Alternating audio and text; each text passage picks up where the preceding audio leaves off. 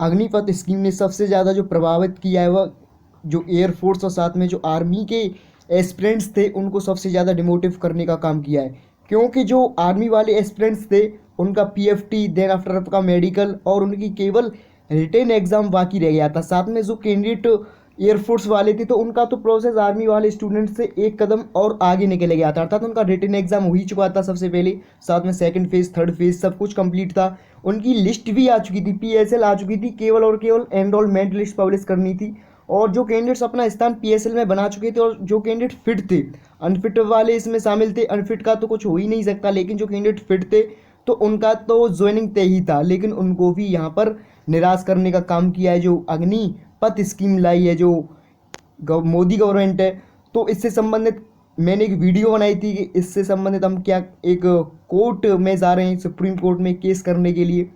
तो बहुत सारे कैंडिडेट्स जिसमें कमेंट्स कर रहे थे कि एग्ज़ाम होना ही चाहिए। तो देखिए उनकी इसमें गलती है नहीं कैंडिडेट्स की, उनकी गलती मुझे बताओ आखिर है क्या। उन्होंने रिटेन एग्ज़ाम जो एयरफोर्स वाले थे क्लियर किया, आपका सेकंड फेज़ क्लियर किया, थर्ड फेज़ क्लियर किया, उसके बाद री मेडिकल तक का जो प्रोसेस था वो सभी कंप्लीट कर लिया था। उनके पास जो पैसे आए थे क्या आपने उनको दिए थे?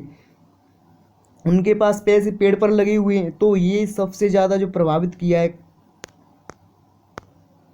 इन कैंडिडेट्स को ही प्रभावित किया है। जो कैंडिडेट आर्मी का अपना फिजिकल तैयार कंप्लीट कर चुके थे, आप लगा सकते हो एक कैंडिडेट्स अपना फिजिकल आर्मी का देखने के लिए कितनी तैयारी करता है, केवल 4 सवा 4 मिनट में 1 मील की दूरी तय करता है। तो इतना सारा स्ट्रगल, इतनी सारी मेहनत, उसके बाद उसका मेडिकल भी क्लियर था और उसके बाद इन्होंने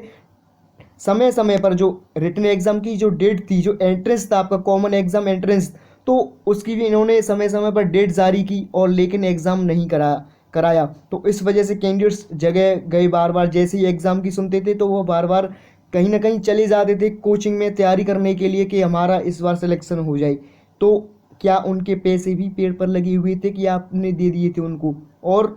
इसमें सबसे बड़े कॉमन जो पॉइंट बन रहे हैं यही बन रहे हैं कि जो भी भर्ती हुई थी एयरफोर्स की चाहे आपका एयर आर्मी की,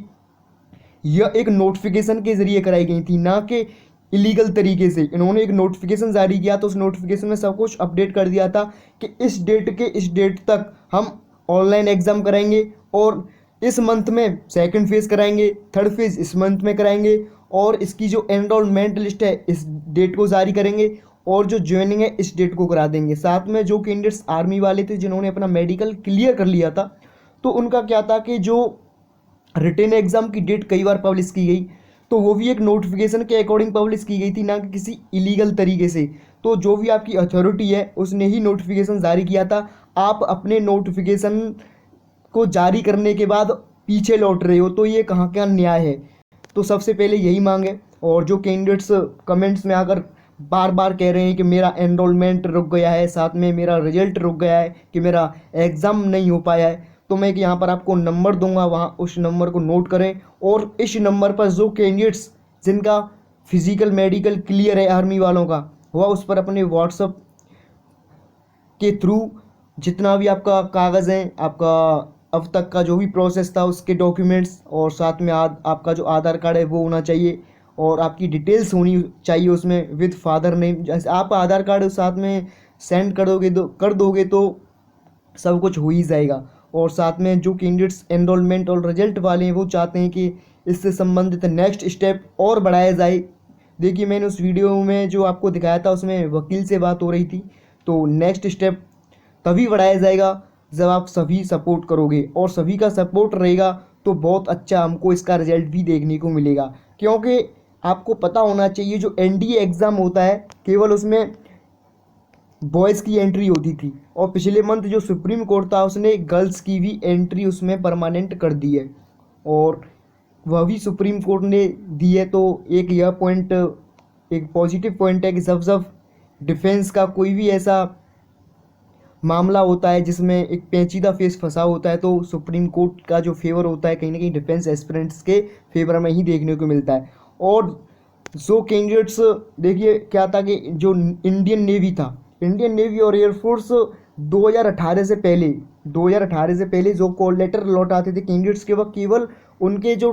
10th एंड 12th में ट्वेल्थ में जिस कैंडिडेट्स की जितनी ज़्यादा परसेंटेज होती थी तो केवल उन कैंडिडेट्स को एग्ज़ाम में बैठने का मौका मिलता था। तो उससे रिगार्डिंग भी केस किया गया था सुप्रीम कोर्ट में, और तो वहाँ भी उन्होंने यही फैसला दिया था कि उन्होंने साफ साफ पॉइंट मेंशन कर दिए थे, यदि एनडीए हुआ, आपका सीडीएस हुआ, एनडीए का जो एस्पिरेंट्स है उसके 33% हैं ट्वेल्थ में, तो जबकि एनडीए तो ऑफिसर है, ऑफिसर रैंक लाइन होती है जिसमें आपको पता होगा, और जबकि जो एयरफोर्स था वो एज ए एयरमैन सिलेक्शन करता है, वहीं आपका जो नेवी है एज ए नाविक जीडी, और जो भी सेलर होते हैं उनकी भर्ती करता है। जब एक ऑफिसर के लिए 33% अलाउड है, तो जो कैंडिडेट्स सेलर या फिर एज एयरमैन के तौर पर जा रहे हैं तो उनको क्यों परसेंट के बेस पर एग्ज़ाम में बैठने का मौका मिले। तो कोर्ट की उन्होंने सुनी और आखिरकार में कैंडिडेट्स के फेवर में ही फैसला देखने को मिला। उनकी जो परसेंटेज थी वह घटा दी गई थी, वह 60% कर दी गई थी, अर्थात जिस कैंडिडेट की 60% थी पीसीएम में और इंग्लिश में 50% थे, अर्थात आपके 50 नंबर थे इंग्लिश में, और विद आपका 60% पीसीएम एग्रीगेट था, तो उन सभी कैंडिडेट्स को एग्ज़ाम में बैठने का मौका दिया था एयरफोर्स और साथ में इंडियन नेवी ने। तो ये भी एक कोर्ट के थ्रू ही फैसला आया था कि इन कैंडिडेट्स को यहाँ पर मौका दो। तो मैं आपको यहाँ पर एक नंबर दे रहा हूँ, तो उस नंबर पर आपको कॉल करनी है नहीं, केवल व्हाट्सएप पर अपने डॉक्यूमेंट्स सेंड करने हैं जो मैंने आपको बताए, अपनी पूरी डिटेल्स उसमें सेंड करनी है, और आपका जो आप रिजल्ट का इंतजार कर रहे थे या फिर एनरोलमेंट लिस्ट का इंतजार कर रहे थे, जो भी कैंडिडेट्स एनरोलमेंट लिस्ट वाले हैं तो उनके सभी के पास ग्रीन कार्ड होगा जो कि आपको मेडिकल या फिर री मेडिकल के दौरान अवश्य मिला होगा, तो साथ में उसका फ़ोटो भी सेंड कर सकती हैं उस नंबर पर। केवल व्हाट्सअप करें, कॉल नहीं करें। आपको मैं यह नंबर नोट करा रहा हूँ, उस नंबर को नोट कर लें, 8210 35 45 13। तो इस नंबर पर आपको व्हाट्सअप कर देना है, और आपकी जो रिट है आज आज नहीं तो कल डेफिनेटली कोर्ट में टल जाएगी, और इसका जो फैसला है जितना जल्दी होगा, आप जितना जल्दी अपने डॉक्यूमेंट्स सेंड करोगे तो उतना ही आपके फेवर में अच्छा फैसला देखने को मिलेगा, क्योंकि जो 24 तारीख से एयरफोर्स के रजिस्ट्रेशन प्रारंभ हो रहे हैं, और जो 1 जुलाई है आर्मी एंड नेवी के रजिस्ट्रेशन प्रारंभ हो जाएंगे, तो जितना डिले होगा उतना ही आपके अनफेवर में फैसला देखने को मिल सकता है। तो जितना जल्दी करेंगे उतना ही आपके लिए अच्छा होगा, क्योंकि आपने देखा होगा जो नेवी, एयरफोर्स और साथ में जो आर्मी के चीफ थे 14 जून को, उनका जो 14 जून को आप जब इंटरव्यू देखोगे तो उन्होंने ये बोला था कि हम 90 दिन के अंदर एक नोटिफिकेशन जारी करेंगे, और 90 दिन के अंदर एक जो भी किस तरीके से हमको सिलेक्शन लेना है नोटिफिकेशन संबंधित जारी करेंगे। लेकिन अब आपको पता है कि आज 22 जून है, और 22 जून तक वह 3 ज्वाइंट कॉन्फ्रेंस कर चुके हैं आपके नेवी, एयरफोर्स एंड आर्मी के जो चीफ हैं, और तीनों बार जो कॉन्फ्रेंस हुई है उन्होंने साफ साफ स्पष्ट कर दिया है कि जो कैंडिडेट्स एनरोलमेंट लिस्ट, रिजल्ट और एग्ज़ाम का वेट कर रहे थे उनका कैंसिल कर दिया गया है। और उन्होंने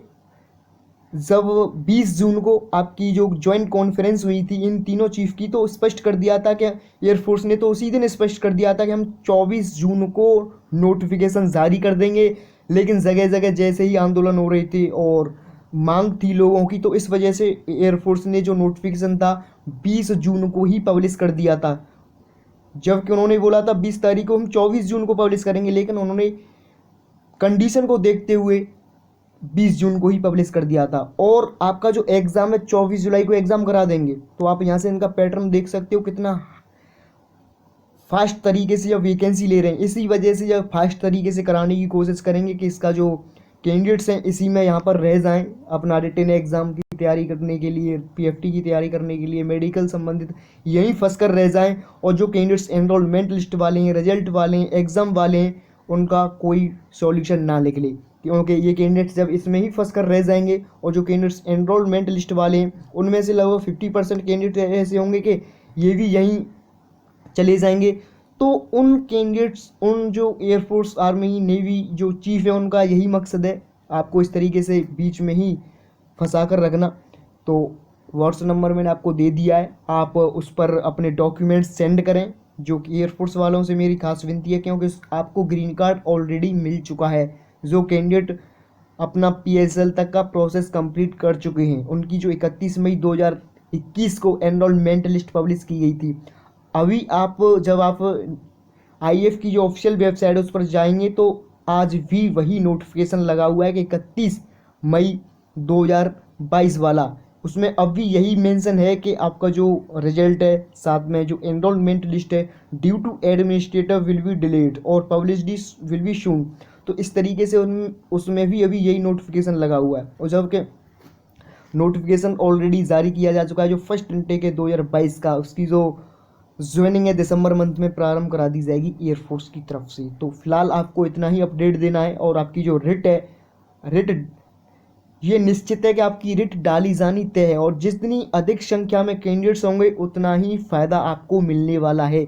तो जो कैंडिडेट्स कमेंट्स में आकर बार बार